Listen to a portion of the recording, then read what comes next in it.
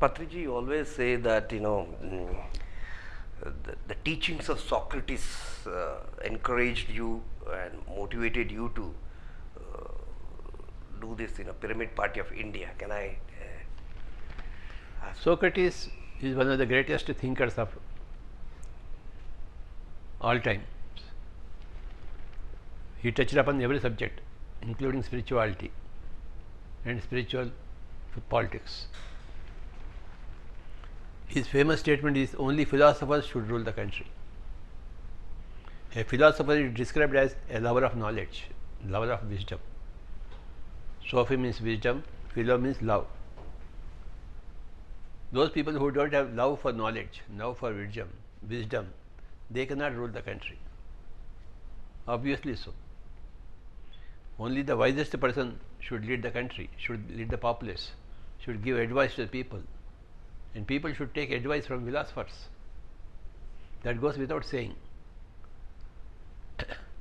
Any sane fellow will underline this statement that yes, philosophers should rule the country.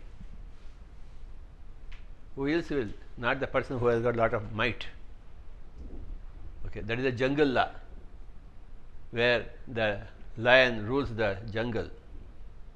Okay, and that is a jungle law, the rule of the might. But this is, humanity is not a jungle.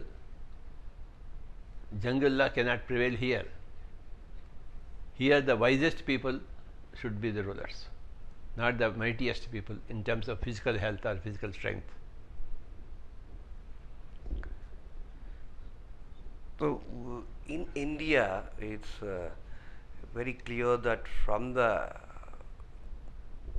avatars, Rama, Krishna, and we have a beautiful legacy to show that how Rama was functioning. What is the concept of RamRajya according to you? You have to listen to the story of Rama. When he was about 15 years old, his father sent the four the boys for, you go and see the country and come back. So they traveled the whole of the country in their summer holidays. Okay, and when they returned, Rama returned to Ayodhya, he was in a very contemplative mood. He would go into his room, lock himself, and will not come out of the room. Rama. So it was worrying for his father. Father said, why are you locking yourself in the room? Why don't you come out? He said, no. Was he depressed? I am coming to the point. Okay, sir. Right. Then the whole palace was worried. Rama is the eldest son. He is the successor. So he is locking himself in the room. He is not coming out of the room. Then they called for Vishwamitra. He is the guru of Rama in archery. Vishwamitra taught archery to Rama. Yeah.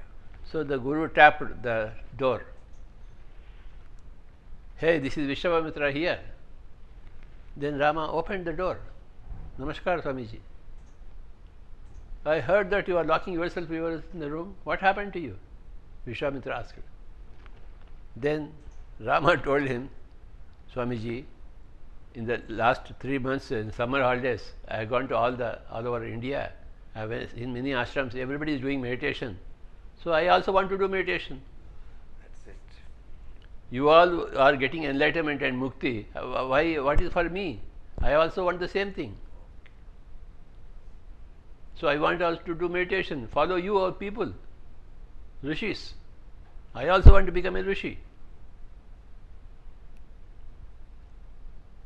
Then Vishwamitra laughed and said, you are already a rishi.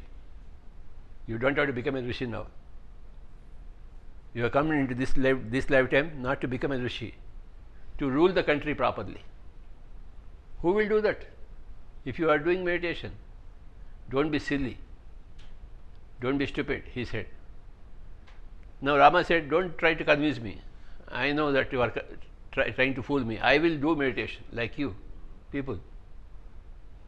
Then Vishwamitra said, I don't have much time to discuss with you. better person than me to discuss with you is Vasishtha.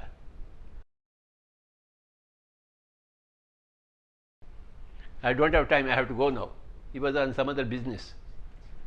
So you please talk to Vasishtha, who is a greater person than me, to convince you. So he convinced Rama to speak to Vasishtha, and then he went off. Then in the whole palace, big meeting was there, all the people were there. Then there is a conversation starting between Rama and Vasishtha for 10 days. So Rama would put questions and Vasishtha would answer. So at the end of these 10 days, now that went on for 30,000 slokas, that is called as Yoga Vasishtha. Have you read that book? In Kannada I have read it, yes. You have read it? Yeah. Then you know the story. Yeah. So, in Bhagavad Gita, Arjuna put the questions and Krishna answered. But in Yoga Vasishtha, Rama put the questions and Vasishtha answered. So at the end of those discussions, Rama was happy. He changed his plans from meditation to Rajya, ruling, governance. Beautiful.